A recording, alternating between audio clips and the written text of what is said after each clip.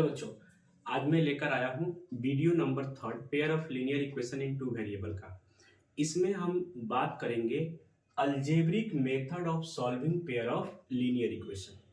अब आप ये कहेंगे कि सर प्रीवियस वीडियो में आपने ग्राफिकल मेथड का तो बात किया था और फिर यहाँ अब अलजेब्रिक मेथड का बात करने लगे, दोनों क्या सॉल्यूशन देता है पेयर ऑफ लीनियर इक्वेशन का? तो हाँ बेटा, जो दोनों है वो पेयर ऑफ लीनियर इक्वेशन का ही सॉल्यूशन देता है। अब आप ये सोचेंगे कि सर जब ग्राफिकल था ही तो आपका अलजेब्रा आने का क्या रीजन था? तो देखिए बेटा, बहुत बड़ा रीजन नहीं है, बहुत ही छोटा रीजन है। सिंपल, ग्राफ को ड्रॉ करने में टाइम लग रहा था और ग्राफ को ड्रॉ करने के लिए प्रॉपर आपके पास ग्राफ होना चाहिए, उसके बाद आपके पास स्केल होना चाहिए। बट एक अलजेब्रा मेथड ऐसा है जिसमें आपको कोई भी पेंसिल या कोई भी आपका स्केल या कोई भी आपका ग्राफ पेपर उसका नीड नहीं था। इसलिए जो है वो अलजेब्रा को एक मेथड के तरह हम लोग यूज कर रहे हैं, राइट। तो अब आप, क्योंकि हर जगह तो आपको ये पता है कि हर जगह ग्राफ तो अवेलेबल होगा नहीं, राइट। तो कुछ ऐसे भी मेथड होना चाहिए कि जिसमें आपको पेंसिल या आपको स्केल और ग्राफ की नीड ना हो। तो एक मेथड वही है आपका क्या, अलजेब्रिक मेथड। यानी कहने का मतलब ये है कि पेयर ऑफ लीनियर इक्वेशन को जो हम लोग पेयर ऑफ लीनियर इक्वेशन को जो सॉल्व कर रहे हैं हम लोग, उसका दो मेथड था। सबसे पहला मेथड तो हमने बात कर लिया है क्या, ग्राफिकल मेथड, और दूसरा मेथड जो है वो है आपका क्या, अलजेब्रिक मेथड, राइट। दूसरा मेथड जो था वो अलजेब्रिक था। अब इस अलजेब्रिक मेथड में बेटा टोटल 3 मेथड है। अब आप ये कहेंगे कि सर क्या हमको तीनों मेथड पढ़ना है? तो नहीं बेटा, ऐसा नहीं है। अब ये 3 मेथड का बात हम कर लेते हैं। वैसे तो पढ़ना आपको सिर्फ 2 है। सबसे पहला मेथड सब्स्टिट्यूशन मेथड, राइट। सबसे पहला मेथड जो है वो क्या है आपका, सब्स्टिट्यूशन मेथड। उसके बाद दूसरा जो मेथड है वो है आपका एलिमिनेशन मेथड, और तीसरा जो मेथड है वो है आपका क्या, क्रॉस मल्टीप्लिकेशन मेथड। तीसरा मेथड है आपका क्या, क्रॉस मल्टीप्लिकेशन मेथड। अब क्रॉस मल्टीप्लिकेशन जो मेथड था, इस मेथड को हटा दिया गया। क्यों? आपके सिलेबस से ऐसा नहीं है कि सब जगह से हटा दिया गया होगा। आगे भी ये चीजें आपको 12th और आगे मिलता रहेगा, लेकिन क्लास 10th में इसको क्या किया गया है, एक्सक्लूड कर दिया गया है। यानी सिर्फ और सिर्फ आपको 2 मेथड जो है वो पढ़ना है। कौन कौन सा? सब्स्टिट्यूशन मेथड और एलिमिनेशन मेथड। बेटा कभी कभी क्या होता है कि नाम से भी हम लोगों को ना कुछ चीजें क्लियर हो जाना चाहिए। अगर नहीं हो रहा है इसका मतलब है कि आप में कुछ कमी हो रहा है, राइट। तो उसको दूर करने की कोशिश करिए। देखिए अभी क्या है, सब्स्टिट्यूशन मेथड, यानी किसी के प्लेस पर किसी को सब्स्टिट्यूट किया जाएगा। अब आप ये कहेंगे सर किसी के प्लेस पे किसी को सब्स्टिट्यूट किया जाएगा, इसका मतलब क्या है यहाँ पे? तो बेटा आपके पास कितने वेरिएबल हैं? 2 वेरिएबल हैं। आप उसी की वैल्यू को निकालने का बात कर रहे हो, राइट। तो क्या होगा कि x की वैल्यू निकाल करके और हम क्या करेंगे, दूसरे में सब्स्टिट्यूट करेंगे, यानी दूसरे वाले x को हटाने की कोशिश करेंगे। वही है सब्स्टिट्यूशन, यानी किसी के प्लेस पे किसी और को रखना, दैट इज द सब्स्टिट्यूशन। तो बात करेंगे, सबसे पहला मेथड वही मैंने हेडिंग डाला है। दूसरा है एलिमिनेशन मेथड, यानी इसमें किसी एक वेरिएबल को एलिमिनेट किया जाएगा। अब एलिमिनेट करने के लिए क्या क्या आपको मेथड यूज करना पड़ेगा, कैसे कैसे एलिमिनेट करेंगे, वो हम एलिमिनेशन का बात करेंगे, जो इसके बाद वाला एक्सरसाइज है। अभी तो आपका 3.2 का हम इंट्रोडक्शन बात कर रहे हैं, वो आपका 3.3 मिलेगा, कौन, एलिमिनेशन मेथड। तो वहां मैं डिटेल करूंगा। अभी तो हम बात कर रहे हैं किसका, सब्स्टिट्यूशन मेथड का, राइट। अब इस सब्स्टिट्यूशन मेथड में हम कैसे क्वेश्चन को सॉल्व करते हैं उसका तरीका मैं आपको एक्सप्लेन कर रहा हूं। देखिएगा, सबसे पहले बेटा जो भी आपको दिया जाए, जो भी इक्वेशन दिया जाए उसको आप फर्स्ट और सेकंड लेट कर लेंगे। अब फर्स्ट स्टेप तो आपको इनको लेट करना है, इक्वेशन फर्स्ट एंड सेकंड। दूसरा स्टेप ये है कि सब्स्टिट्यूट करना है। तो किसी की वैल्यू को तो आप निकालोगे ना सब्स्टिट्यूट करने के लिए। तो मैं यहां पे लिख रहा हूं कि फ्रॉम इक्वेशन फर्स्ट मैं लिख रहा हूं, सेकंड ले रहा हूं। अब आप ये हमसे पूछेंगे कि सर आप फर्स्ट क्यों नहीं लिए। मैं सारी चीजें एक एक करके एक्सप्लेन कर रहा हूं, आप सिर्फ ध्यान से सुनिए। ये है आपका x plus 2y equal to 3। अब यहां से मैंने x निकाल लिया, यहां से मैंने क्या 3 माइनस 2y। अभी भी आपके दिमाग में ये चल रहा होगा, यहां तो पहले ये चला कि सर आपने इक्वेशन 2 क्यों लिया। दूसरी बार आपके दिमाग में क्या चल रहा होगा कि सर आपने x क्यों निकाला यहां पे। उसका भी आंसर मैं आपको दे रहा हूं।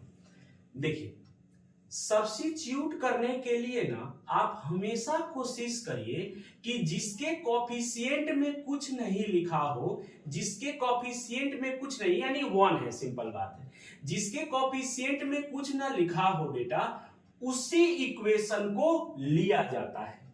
ध्यान से सुनिएगा, जिसके कोफिशिएंट में कुछ नहीं लिखा गया हो उसके ही हम लोग इक्वेशन को लेते हैं। अब आप ये बोलोगे कि सर यहां तो इनके कोफिशिएंट में कुछ नहीं लिखा गया है, तो आप लिए हैं 2 को, और अगर यहां भी कुछ लिखा होता, जैसे मान लीजिए 3 यहां भी लिखा होता, तो क्या आप दोनों में से किसी को नहीं लेते। तो बेटा ऐसा नहीं है, क्वेश्चन तो आपको सॉल्व करना ही है ना। ये तो मैं आसान करने की कोशिश कर रहा हूं कि जब भी आपको ये दिखे कि किसी का कोफिशिएंट नहीं है उसको लीजिएगा। क्यों? क्योंकि आप यहां पे डिनोमिनेटर में कुछ नहीं पाएंगे, नहीं तो अदरवाइज यहां डिनोमिनेटर में आएगा और फिर सॉल्व करने में टाइम लगेगा। ऐसा नहीं कि नहीं कर पाएंगे, थोड़ा सा टाइम लगेगा। तो कोशिश ये करना है कि पहले जो डिनोमिनेटर में ना आए कुछ भी उस इक्वेशन को लिया जाए। लेकिन हाँ, मैंने अभी कहा कि अगर सभी के कोफिशिएंट में कुछ भी है तो बेटा फिर तो आपको कोई ना कोई एक इक्वेशन लेना होगा, भले ही उसका सॉल्यूशन थोड़ा सा टफ हो बट आपको लेना तो पड़ेगा। तो उस समय क्या करिएगा कि किसी को भी आप ले लीजिएगा, कोई दिक्कत नहीं है। चलिए, तो आपको वो आंसर मिल गया। और हमने यहाँ पे x क्यों निकाला, क्योंकि डिनोमिनेटर में कुछ ना हो। वो आंसर तो दोनों मैंने आपको एक्सप्लेन किया। आइए अब आगे बढ़ते हैं। अब यहां पे मैं लिखूंगा, अब सब्स्टिट्यूट करना है, यानी इस वैल्यू को कहां पे सब्स्टिट्यूट किया जाएगा। क्या इक्वेशन सेकंड में कर दें या इक्वेशन फर्स्ट में। तो बेटा जिससे आप निकाले हो ना उसमें कभी भी सब्स्टिट्यूट नहीं किया जाता है। क्यों? क्योंकि जब आप इसको सब्स्टिट्यूट करेंगे ना तो LHS और RHS इक्वल प्रूफ हो जाएगा। तो क्या उससे आप x या y की वैल्यू निकाल पाएंगे? बिल्कुल नहीं निकाल पाएंगे। तो जिससे भी आप निकालते हैं x और y की वैल्यू, उस इक्वेशन में उसको पुट नहीं करना है, यानी सब्स्टिट्यूट नहीं करना है। जिससे नहीं निकालते हैं उसमें आपको सब्स्टिट्यूट करना है। तो अभी आपने किससे ये नहीं निकाला है? 1 से, तो 1 में सब्स्टिट्यूट करेंगे। तो यहां पे लिखेंगे कि substitute the value of x in equation first, right, put कर दीजिए। अब बहुत बच्चे क्या करते हैं बेटा कि पहले लिखते हैं 7x और माइनस 15y और इक्वल टू 2 और देन आफ्टर सेकेंड स्टेप में x की वैल्यू पुट करते हैं। बिल्कुल ही सही नहीं है। देखिए आपने कह दिया ना कि substitute the value of x in equation first, तो आप डायरेक्ट यहां पे लिखिए। एक बार फिर से इस इक्वेशन को लिख करके पुट नहीं करना है, ये काम नहीं करिए। डायरेक्ट आप यहां पे पुट करिए कि 7 और इनटू में x के जगह पे क्या पुट करेंगे? 3 माइनस 2y। डायरेक्ट आप पुट करिए, कभी भी ये वर्क नहीं करिएगा कि एक बार लिखिए फिर समय लगेगा और एग्जामिनर को भी लगेगा कि एक ही स्टेप को बार बार लिखा जा रहा है, राइट। तो ये काम नहीं करेंगे। अब मल्टीप्लाई करिए, 7 3 जा 21 माइनस 7 2 जा 14y -15y इक्वल टू 2। यहां से आप वैल्यू को इसको 21 को इधर लेके चले जाइए, आप इन दोनों को ऐड करेंगे तो this one is 29 right, minus में, और इसको जब इधर ले जाएंगे तो 21 ये भी माइनस में होगा +2, यानी आप यहां पे गेट कर रहे हैं -19। तो ये अब हो जाएगा माइनस में 29y इक्वल टू -19, और ये दोनों कैंसिल हो जाएगा, तो यहां से y बराबर 19/29 आपका आ गया। अब आपने जो है y की वैल्यू को कैलकुलेट किया है राइट। अब हम क्या करेंगे, अब हम x की वैल्यू कैलकुलेट करने की कोशिश कर रहे हैं। अब आप ये कहेंगे कि सर अब क्या करेंगे, आप x की वैल्यू जो है कैसे कैलकुलेट करेंगे, क्या 1 से कैलकुलेट करेंगे या 2 से? तो बेटा आप कर तो किसी से भी सकते हो, चाहे आप 1 से कैलकुलेट कर लीजिए और चाहे आप 2 से कैलकुलेट कर लीजिए, कोई फर्क नहीं पड़ता है। लेकिन मैं यहां भी एक बात आपको बताने की कोशिश करूंगा, क्या कि जिसके कोएफिशिएंट में कुछ नहीं है आप उसमें पुट करिए, सॉल्व करना आपके लिए आसान होगा और कोई बात नहीं है राइट।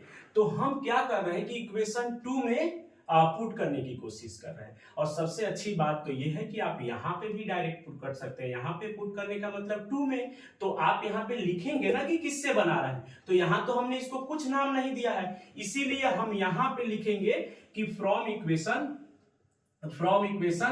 या पुट द वैल्यू ऑफ, ये लिखना आपके लिए ज्यादा अच्छा होगा कि put the value of y in equation second, आप सेकेंड में पुट कर दीजिए, तो ये हो जाएगा x प्लस 2 इंटू 19/29 और इक्वल टू 3, यहां से x इक्वल टू ये हो जाएगा 19 टू जा 38, तो 3 - 38/29, आप इसको मल्टीप्लाई करेंगे एलसीएम लेकर के तो ये 87 आएगा, और 87 - 38 और अपॉन 29 राइट।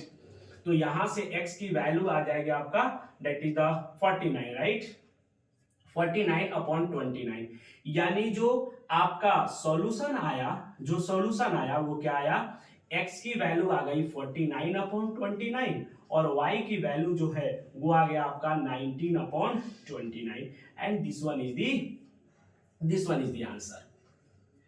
अब यहां पे आपको सबसे अच्छी बात क्या है, पेयर ऑफ लीनियर इक्वेशन की सबसे अच्छी बात क्या है कि आपको ना एग्जाम में ही ये चेक कर सकते हैं कि आंसर करेक्ट है या नहीं करेक्ट है, क्योंकि बहुत सारा ऐसा है, जैसे मान लीजिए कि क्वाड्रेटिक इक्वेशन आप पढ़ रहे हैं, ये सब चेक कर सकते हैं एग्जाम में ही बैठे बैठे कि आपका वो सही है या गलत है, लेकिन आप ये फैसिलिटीज बहुत जगह नहीं है। जैसे आप सरफेस एरिया एंड वॉल्यूम पढ़ रहे हैं, वहां पे ये फैसिलिटी नहीं है, आप वहां पे एग्जाम में ही चेक नहीं कर सकते कि ये गलत है या सही है। हाँ, आप अपने से तो उसको सही बनाते हैं राइट, तो लेकिन यहां पे आप चेक कर सकते हैं कि ये सही है या नहीं है। कैसे? अगर ये दोनों वैल्यू, आपको ये पता है कि जो भी सॉल्यूशन होता है ग्राफिकल मेथड में, मैंने आपसे बात किया था कि जो भी सॉल्यूशन निकलेगा वो कॉमन पॉइंट होता है, जो भी सॉल्यूशन निकलता है वो आपका, अगर ये L1 है ये L2 है, तो ये सॉल्यूशन निकलता है यानी यहाँ पे लाई करता है, यानी इन दोनों लाइन में ये कॉमन होता है। तो बेटा कॉमन होने का मतलब है कि ये पॉइंट इसको भी, L1 को भी सेटिस्फाई कर रहा होगा और L2 को भी सेटिस्फाई कर रहा होगा, यानी जो आंसर आपका आया है वो अगर आंसर हम पुट कर दे कहां पे, 1 में 2 में या 1 में, तो आपको LHS और RHS बराबर मिलना चाहिए। अगर बराबर नहीं मिलेगा यानी आपका गलत हो गया, और अगर बराबर मिल रहा है यानी क्या हो जाएगा, सही हो जाएगा। तो देखते हैं, तो यहां पे मैं लिख रहा हूं वेरीफाई या वेरिफिकेशन, आप दोनों वर्ड लिख सकते हैं बेटा, कोई दिक्कत नहीं है। तो हम L1 को वेरीफाई कर रहे हैं, देखिएगा ध्यान से, 7 इंटू एक्स, तो x है 49/29 माइनस 15 इंटू y की वैल्यू है आपका 19/29। तो देखते हैं, जस्ट आप मल्टीप्लाई कर सकते हैं, 9 7 जा 63 राइट, और आपका 7 4 जा 28 और 6 34, और अपॉन 29 माइनस, देखिए बेटा अब इसको ना मल्टीप्लाई करना है, तो हो गया ना आपके पास दिक्कत। तो मैं बार बार कहता हूं टेबल तो याद रखिए, अगर टेबल नहीं याद रखेंगे तो दिक्कत हो जाएगा। या इस 19 को 20 मान लीजिए और तब मल्टीप्लाई करिए, तो 20 इंटू 15 कितना हो जाएगा 300। लेकिन ये एक कम है ना, तो 300 में से आप 15 को माइनस कर दीजिए, यानी 285। तो मल्टीप्लाई करेंगे तो आएगा 285। आप मल्टीप्लाई करके देख लीजिएगा, चेक कर लीजिएगा। अब बेटा यहां पे जब माइनस करेंगे आप, तो 29 नीचे तो हो जाएगा 29, और 343 में से 285 को माइनस करेंगे तो ये आ जाएगा आपके पास 8, और ये आ जाएगा आपके पास 8, और यहां पे हो जाएगा आपका कितना 3 हो जाएगा। तो ये हो जाएगा आपका 3 हो जाएगा, 1 ले लेंगे यहां से, तो ये 13 में से 8 जाएगा तो आपका यहाँ पे 5 आ जाएगा, और ये 1, तो ये आ गया आपका क्या 2। यानी हम देख रहे हैं कि RHS में क्या है 2 है, यानी ये वेरीफाई हो गया, क्योंकि LHS बराबर यहाँ पे क्या आ गया बेटा RHS आ गया, राइट। अब आपको L1 तो वेरीफाई हो गया, L2 भी आपको वेरीफाई करना पड़ेगा। आपको L2 भी वेरीफाई करिए, तो क्या हो जाएगा, x की वैल्यू कितनी दी हुई है, ये तो आसान है वेरीफाई करना, 49/29 और प्लस 2 इंटू y की वैल्यू है आपका 19/29। तो आप इसको वेरीफाई करेंगे तो ये हो जाएगा 49/29 और प्लस मल्टीप्लाई करेंगे 38/29, and now we are getting 29, ये दोनों को ऐड करेंगे तो 87, एंड दिस वन इज 3। तो आप ये देख रहे हैं कि RHS है, यानी यहां भी LHS और RHS क्या हो गया बराबर हो गया, यानी बिल्कुल भी ये आंसर क्या है correct, this one is the correct value. अब आपको कोई दिक्कत नहीं है, आप एग्जाम से बाहर आएंगे और बोलेंगे यस मैंने ये क्वेश्चन सॉल्व किया है और सही है, यस और नो, और क्या है सही है। अब कुछ क्रॉस क्वेश्चन मैं यहां से करता हूं, जरा देखता हूं कि अपना जो ग्राफिकल मेथड था ना उसको आप कितने समझे, राइट। मैंने कहा कि क्या यहां यूनिक सॉल्यूशन है, क्या यहां यूनिक सॉल्यूशन है, क्या ये कंसिस्टेंट है, क्या इंटरसेक्टिंग लाइन है, क्या इंटरसेक्टिंग लाइन है, इंटरसेक्टिंग लाइन है। अब आप सोचने लगेंगे सर क्या बोल रहे हैं आप, ये चीजें तो हमने बहुत पहले पढ़ा था। बेटा यूनिक सॉल्यूशन निकल गया ना, इसका मतलब क्या है यूनिक सॉल्यूशन। देखिए मैं यहां से चल रहा हूं, आप ये नहीं कहिएगा कि सर मेरे पास तो है ही मेथड A1/A2, B1/B2, C1/C2 निकाल करके चेक कर लेंगे। यस आपके पास है, कोई दिक्कत नहीं है, बट हम यहां से बात कर रहे हैं, ये जो सॉल्यूशन आपने निकाला इसको देखकर मैं बात कर रहा हूं, राइट। तो सेटिस्फाई कर रहा है, इसका मतलब ये कॉमन है, और कॉमन है तो इसके पास क्या है एक सॉल्यूशन भी निकला, तो यूनिक सॉल्यूशन होगा। उसके बाद जिसके पास सॉल्यूशन होता है, याद करिए जो पढ़ता है, जो अच्छा पढ़ रहा है या जो डेली आ रहा है उसको बोलते हैं ना कंसिस्टेंट, यानी जिसमें कुछ ना कुछ सॉल्यूशन निकलता है उसको बोलते हैं कंसिस्टेंट। तो कंसिस्टेंट भी है। और इंटरसेक्टिंग लाइन, जब तक ये इंटरसेक्ट नहीं करेगा तब तक तो आपको पता है कि यूनिक सॉल्यूशन आपको नहीं मिलेगा। तो कुछ चीजें ऐसी हैं जो सॉल्यूशन के बाद हम लोग आइडेंटिफाई कर सकते हैं। आइए बेटा इसमें सबसे इंपॉर्टेंट क्या होता है पता है, लैंग्वेज बेस्ड क्वेश्चन।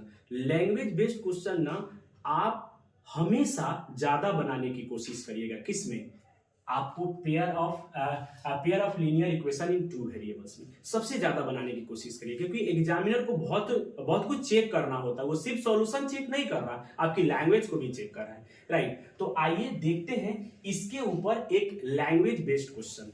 एक इंपॉर्टेंट बात बेटा, यहां पे अगर किसी भी क्वेश्चन में ग्राफिकल मेथड का बात करेगा तो मैं उसका सॉल्यूशन आपको नहीं करूंगा। जो सब्स्टिट्यूशंस है यानी जो अलजेब्रिकली जो आपका सॉल्यूशन होगा मैं उसी को निकालूंगा। क्यों? क्योंकि ग्राफिकल सॉल्यूशन जो है मैंने प्रीवियस वीडियो में डिटेल बात किया है। तो यहाँ पे जो अभी क्वेश्चन नंबर 2 है उसमें ग्राफिकल भी कह रहा है सॉल्यूशन को बताइए, तो वो जो बातें हैं आप उसको जो है प्रीवियस में जाकर के वीडियो देख सकते हैं। जैसा मैंने वहां पे सॉल्व किया है इस क्वेश्चन को आप वैसे ही सॉल्व करने की कोशिश करिए अगर आपको ग्राफिकल सॉल्व करना है तो, अदरवाइज सब्स्टिट्यूशन तो मैं इसमें सॉल्व करके आपको बता ही रहा हूं। क्वेश्चन कह रहा है कि Aftab tales his daughter 7 years ago I was 7 times as old as you were then। Aftab अपने डॉटर से कह रहा है कि 7 साल पहले मैं तुम्हारे एज का 7 गुना था। तो बेटा किस एज का? तो प्रेजेंट एज का, क्योंकि वो प्रेजेंट एज का ही बात कर रहा है कि प्रेजेंट एज से 7 साल पहले। तो क्या आपको प्रेजेंट एज पता है? नहीं पता है। तो जो पता नहीं होता है उसको हम क्या करते हैं? लेट करते हैं। तो बेटा यहां पे मैं लेट कर रहा हूं कि लेट प्रेजेंट एज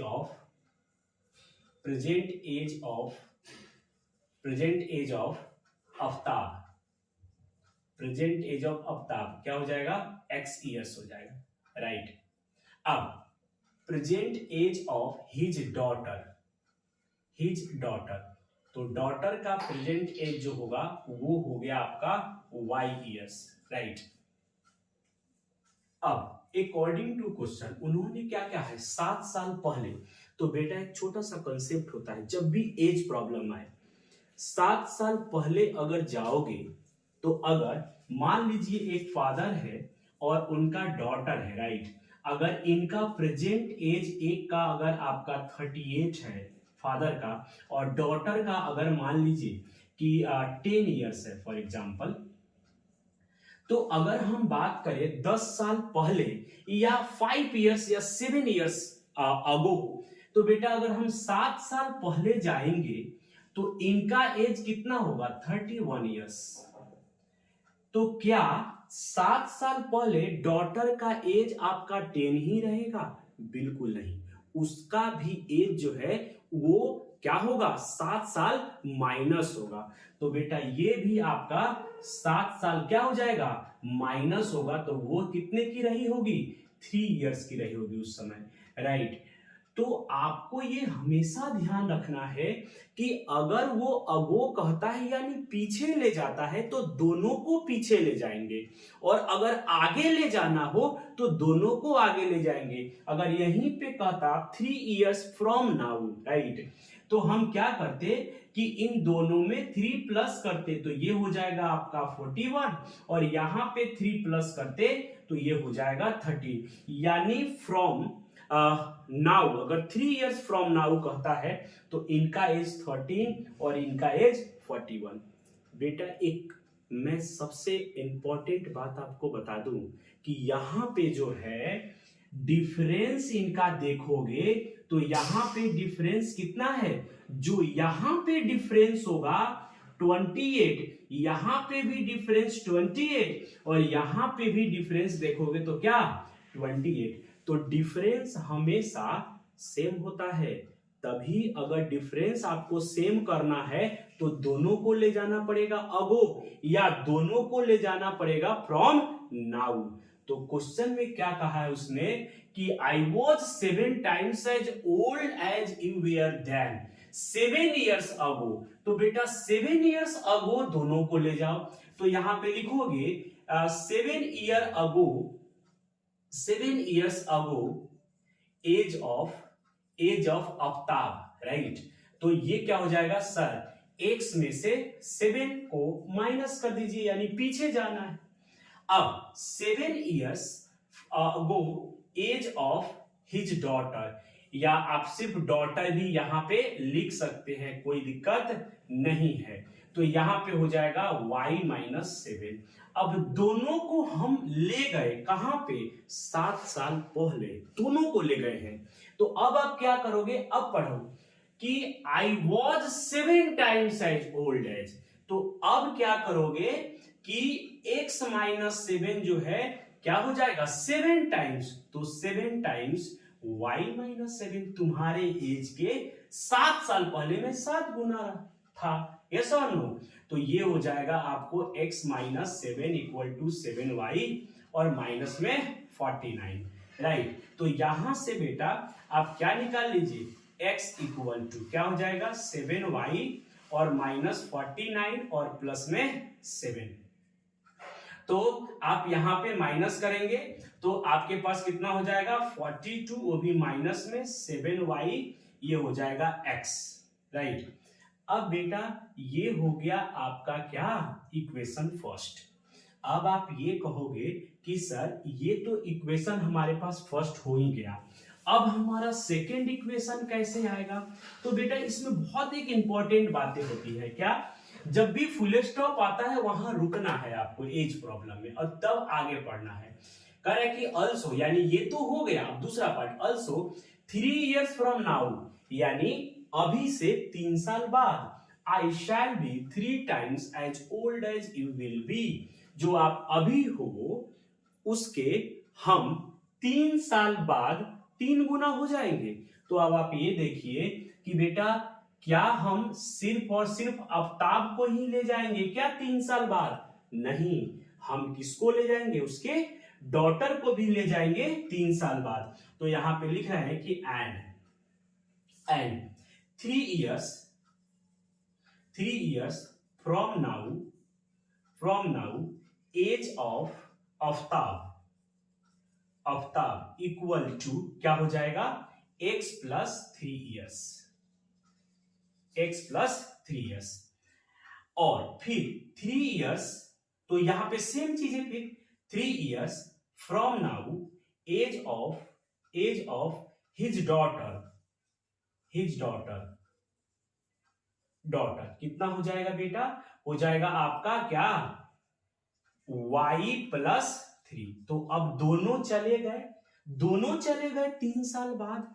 अब क्या करेंगे कि शैल बी 3 times, तो बेटा यानी हो जाएगा x plus 3 equal to 3 times y plus 3। अब आप इसको सॉल्व करेंगे, x प्लस 3 इक्वल टू ये हो जाएगा 3y और प्लस 9। तो यहां से आप देख सकते हैं कि अब इसको बोल दीजिए आप कि x और minus 3y equal to 9 minus 3 and which is equal to 6। तो आपके पास आ गया x minus 3y equal to 6, इसको आप 2 बोल दीजिए। इसको भी आप इधर ला करके 1 बोलते तो कोई प्रॉब्लम नहीं था, लेकिन मैंने ये देख लिया था कि उसने सब्स्टिट्यूशन बोल दिया, तो पहले इक्वेशन से मैंने x फाइंड आउट कर लिया था, राइट। मैं फिर बोल रहा हूं कि अब y फाइंड आउट नहीं करना है। आप क्यों नहीं करना y फाइंड आउट, बेटा उसका रीजन है कि y फाइंड आउट करोगे ना तो अपॉन में चला जाएगा ये 7, इसलिए यहां से x ही फाइंड करना हमारे लिए बेनिफिशियल है। मैंने आपको फर्स्ट क्वेश्चन में भी ये बातें बताया था कि जिसके कोएफिशिएंट में कुछ ना हो उसको कैलकुलेट करना सबसे फर्स्ट में, राइट, यानी उसको जो है सब्स्टिट्यूट करना।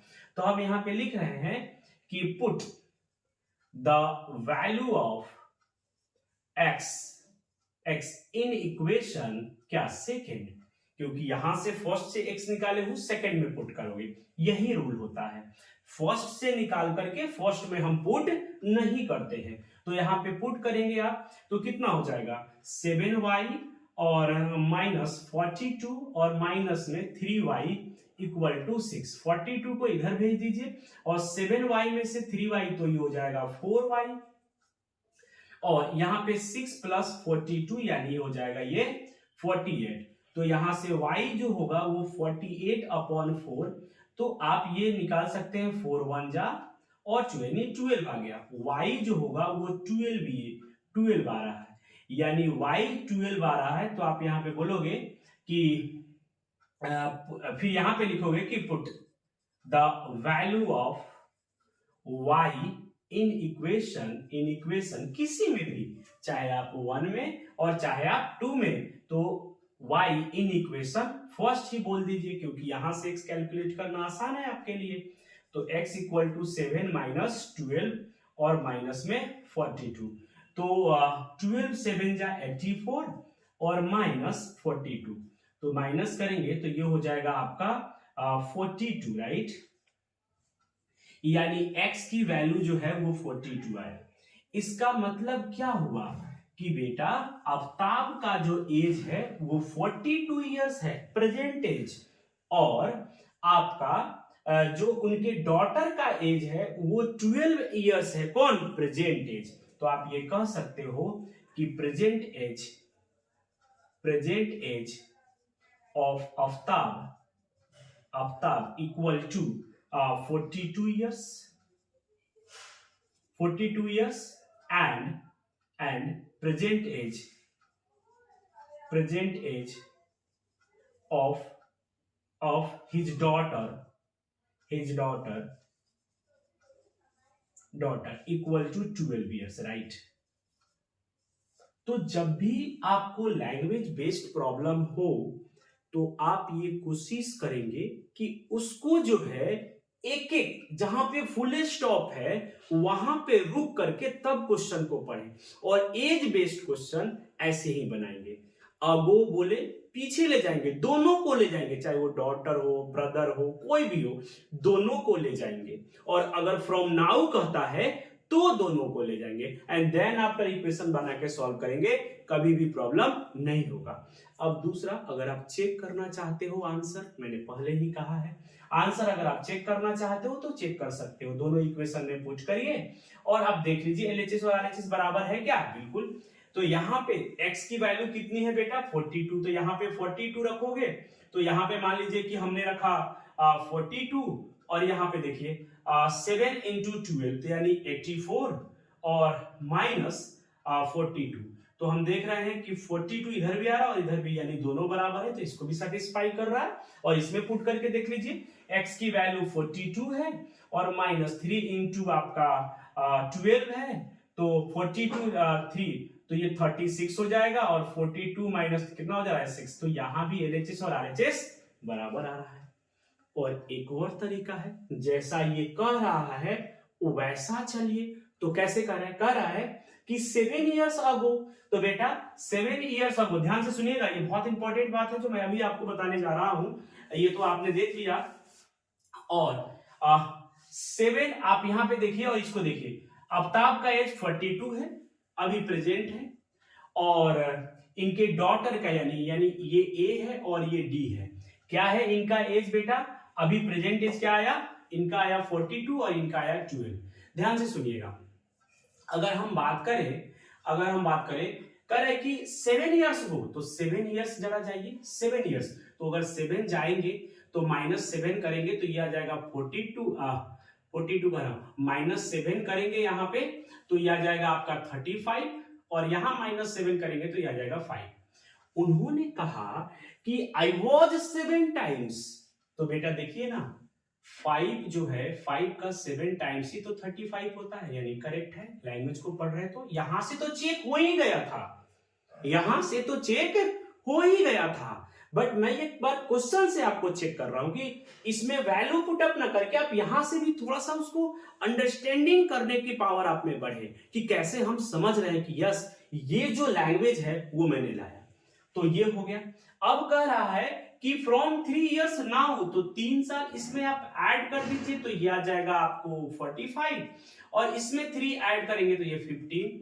अब कह रहा है कि I shall be 3 times as old as you will be, तो आप देखिए ये हुआ 15 और ये 45, तो बेटा क्या ये इनके 3 गुना नहीं है? हाँ बिल्कुल है। यस और नो? बिल्कुल है। तो लैंग्वेज बेस्ड क्वेश्चन पे ना थोड़ा सा आपको ध्यान रखना पड़ेगा।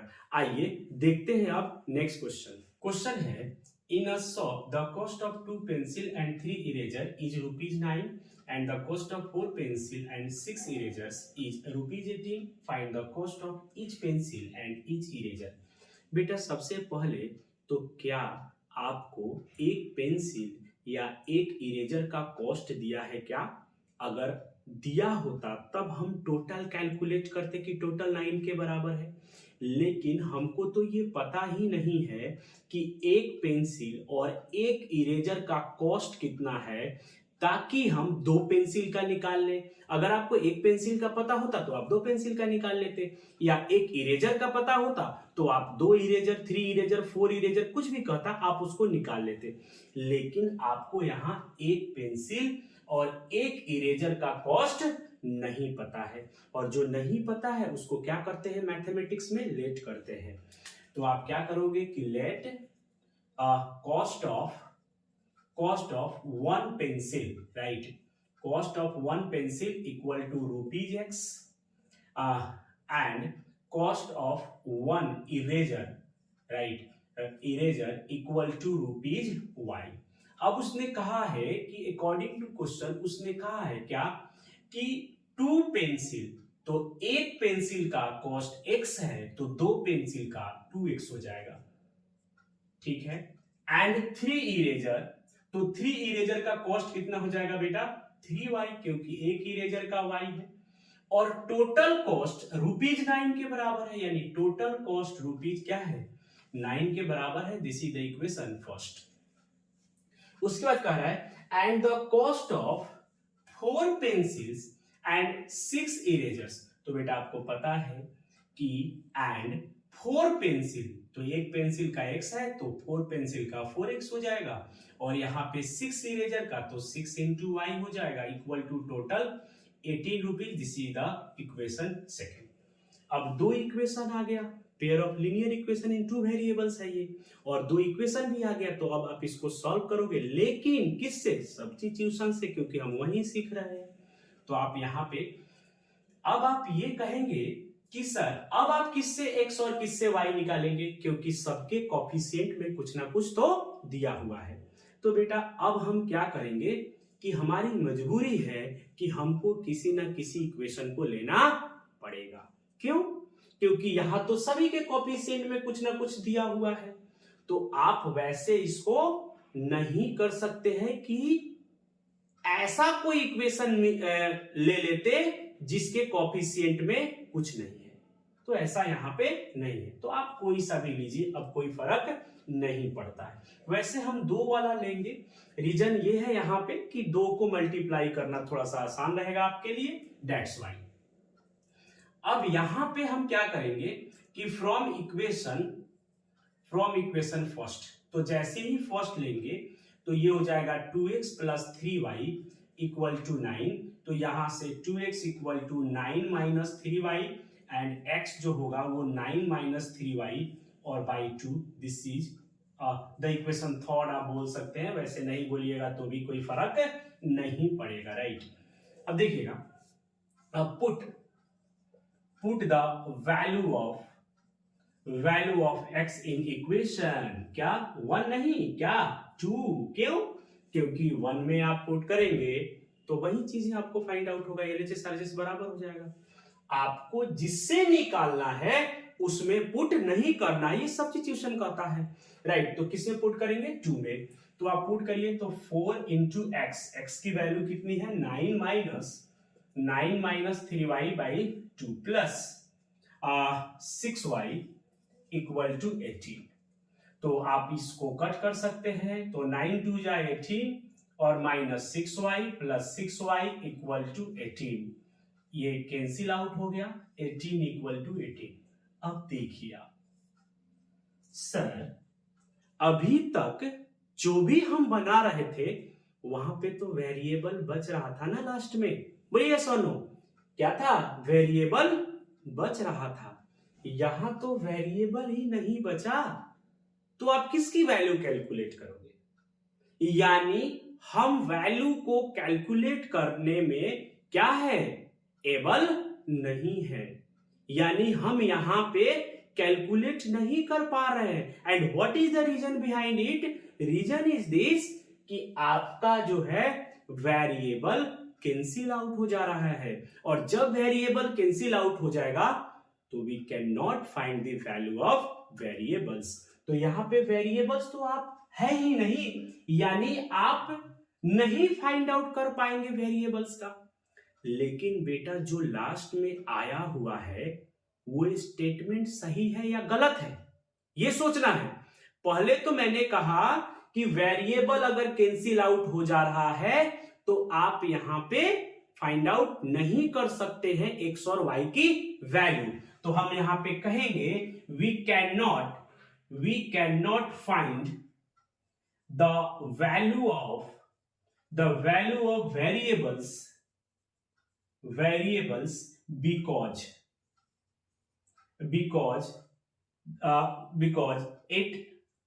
because variables are variables are cancelled, right, cancel हो गया आपके पास, राइट। तो वेरिएबल क्या हो गया बेटा, वेरिएबल हो गया आपका कैंसिल हो गया। तो वेरिएबल जब कैंसिल हो गया तो आप कैलकुलेट नहीं कर सकते हैं, ठीक है, ये तो आपने कह दिया कि हम x और y की वैल्यू नहीं निकालेंगे। लेकिन जो स्टेटमेंट लास्ट में आया है बेटा, क्या वो फॉल्स है? देखिए ध्यान से, क्या वो फॉल्स है? तो आप ये कहेंगे कि सर फॉल्स तो है ही नहीं। क्यों नहीं है? क्योंकि बेटा 18 जो है वो किसके बराबर है? 18 के बराबर है। तो ये स्टेटमेंट तो फॉल्स नहीं है ना, स्टेटमेंट फॉल्स नहीं है, ये बिल्कुल करेक्ट है। यानी जो स्टेटमेंट आया है वो बिल्कुल करेक्ट है, लेकिन आपका वेरिएबल सिर्फ कैंसिल आउट हुआ है। इसका मतलब ये है कि बेटा अगर सॉल्यूशन निकल जाता तो यूनिक हो जाता। ध्यान दीजिएगा, अगर निकल जाता तो यूनिक हो जाता, अगर फॉल्स आ जाता तो there is no solution, there is no solution. लेकिन यहां सॉल्यूशन तो नहीं निकल रहा है, लेकिन स्टेटमेंट आपका करेक्ट आ रहा है, 18 इक्वल टू 18।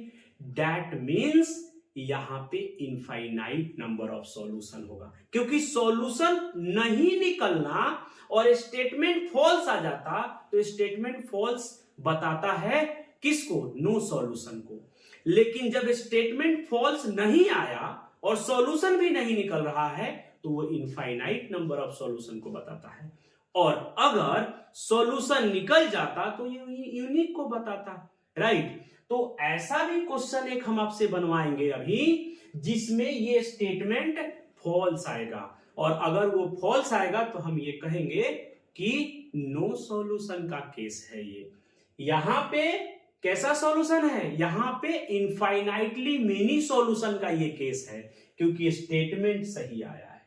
तो ये ध्यान रखना है, जहां स्टेटमेंट गलत आ जाए और वेरिएबल भी कैंसिल आउट हो जाए तो वो नो सॉल्यूशन का केस है, और जहां पे आपका वेरिएबल कैंसिल आउट हो जाए लेकिन जो स्टेटमेंट आ रहा है वो करेक्ट आ रहा है तो इनफाइनाइट सॉल्यूशन है। और पहला तो आपको पता ही है कि अगर सॉल्यूशन निकल जाए तो यूनिक है, राइट। तो हम यहां पे कहेंगे कि आपसे जो वो पूछ रहा था कि क्या find the cost of each pencil and each eraser, तो हम इन्हें कह दिया कि we can not find the value of because variables are cancelled, right. But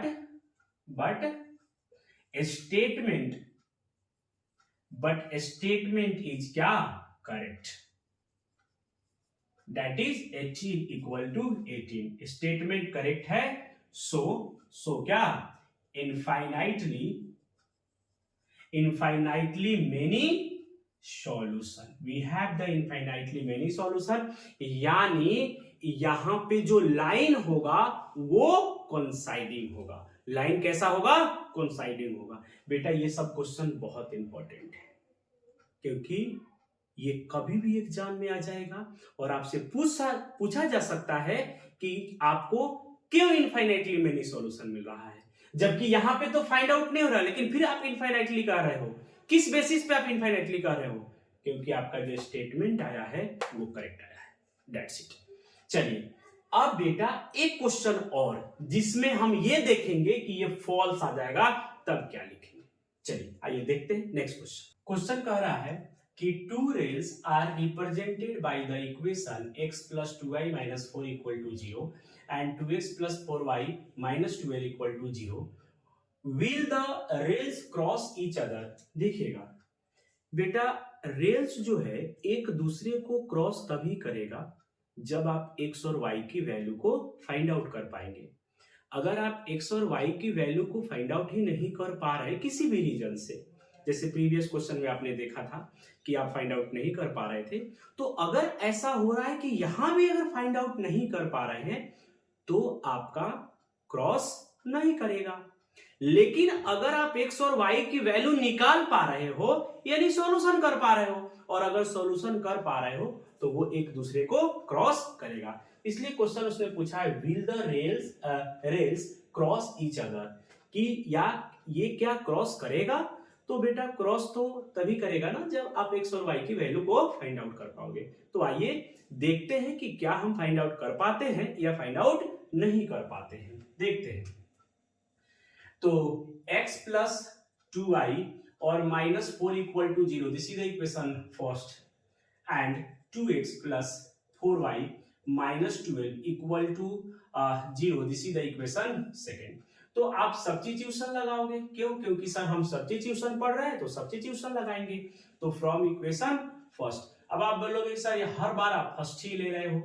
बेटा देखिए मैंने आपको पहले भी बताया है कि फर्स्ट लेने का रीजन क्या है मेरे पास। रीजन ये है कि यहाँ पे कॉफिशिएंट x के कॉफिशिएंट में कुछ नहीं है यानी 1 है, तो हमको वहां पे बेनिफिशियल रहेगा, क्योंकि हम इक्वेशन अगर 2 से निकालते हैं तो अपॉन में कुछ ना कुछ आ जाएगा जो कैलकुलेशन को थोड़ा सा टफ कर सकता है। इसलिए हम ये चाहते हैं कि जिसके कॉफिशिएंट में कुछ ना हो उसको लिया जाए। अब अगर दोनों में कॉफिशिएंट में कुछ ना कुछ है तो बेटा किसी को भी ले सकते हो, कोई दिक्कत नहीं है।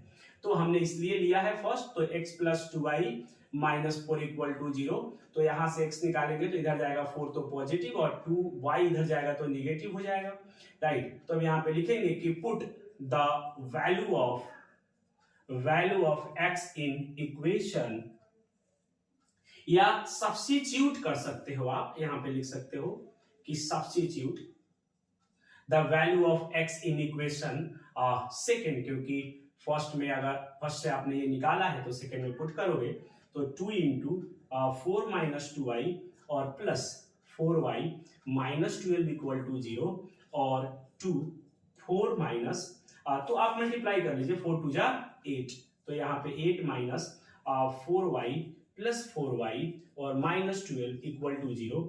हम यहाँ देख पा रहे हैं कि ये वेरिएबल्स हमारा कैंसिल हो जा रहा है, यानी 8 minus 12 equal to 0 and then यहां पे हो जाएगा माइनस 4 इक्वल टू 0।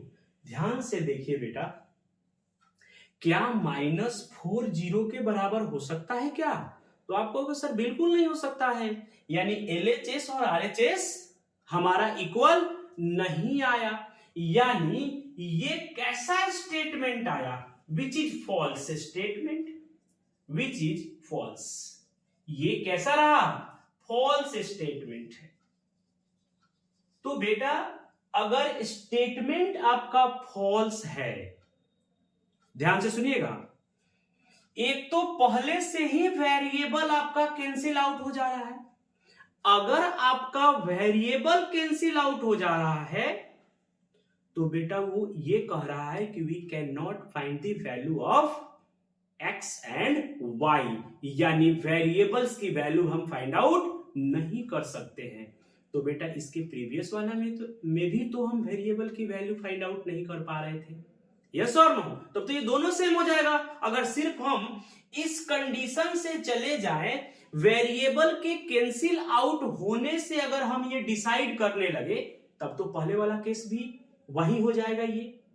तो ऐसा नहीं है, वेरिएबल कैंसिल आउट हो रहा है, इसका मतलब यह है कि we can not find the value of x and y, yes, लेकिन उसका ये मतलब नहीं है कि इनफाइनाइटली सॉल्यूशन होगा या नो सॉल्यूशन होगा। वेरिएबल कैंसिल आउट होने से ये कंफर्मेशन नो सॉल्यूशन या इनफाइनाइटली सॉल्यूशन का नहीं मिल रहा है कंफर्मेशन, राइट। तो वेरिएबल कैंसिल आउट होने से एक इंफॉर्मेशन आपको सिर्फ मिल रहा है कि we can not find the value of x and y। तो बेटा x और y की वैल्यू नहीं फाइंड आउट करना तो दो कंडीशन में होता है, एक किसमें, जब इनफाइनाइट नंबर ऑफ सॉल्यूशन मिलता है तो भी आप फाइंड नहीं कर पाते हो, और नो सॉल्यूशन मिलता है तो भी आप फाइंड आउट नहीं कर सकते हो। तो इसका मतलब यहाँ पे आगे भी ये स्टेटमेंट को हमको क्या है, बढ़ाना पड़ेगा। तो कैसे बढ़ाओगे, ध्यान से सुनिएगा। अगर वेरिएबल कैंसिल आउट हो गया तो आप कह दोगे कि we can not find the value of x and y, लेकिन नो सॉल्यूशन कब कहोगे, नो सॉल्यूशन कब कहोगे, नो सॉल्यूशन आप तब कहोगे जब स्टेटमेंट भी फॉल्स आ जाए। अगर स्टेटमेंट करेक्ट आ जाता तो हम इनफाइनाइटली मेनी सॉल्यूशन बोल देते, लेकिन आपका यहां पे क्या है, स्टेटमेंट क्या आया, फॉल्स आया। स्टेटमेंट फॉल्स ये बता रहा है कि नो सॉल्यूशन है। क्या है, नो सॉल्यूशन है। तो आप यहां पे ये कहोगे कि variables are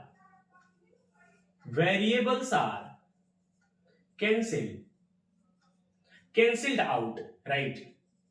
Cancelled out, and also we get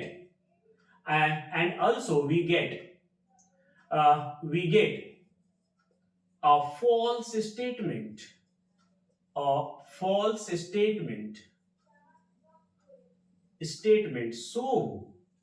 so there is no solution of the given Rayleigh equation, and hence the rails will not cross each other। तो यहां पे जो है रेल्स एक दूसरे को क्रॉस नहीं कर रहा है। उसका रीजन ये है कि आप यहां पे एक्स और वाई की वैल्यू नहीं निकाल पा रहे हैं और स्टेटमेंट भी आपका क्या आ जा रहा है, फॉल्स आ जा रहा है। तो बेटा ये था introduction 3.2 exercise pair of linear equations का। वीडियो आपको कैसा लगा, मेरे क्वेश्चन सॉल्व करने का तरीका कैसा है, अगर आपको अच्छा लगता है तो आप प्लीज कमेंट करें, मेरे चैनल को सब्सक्राइब करें।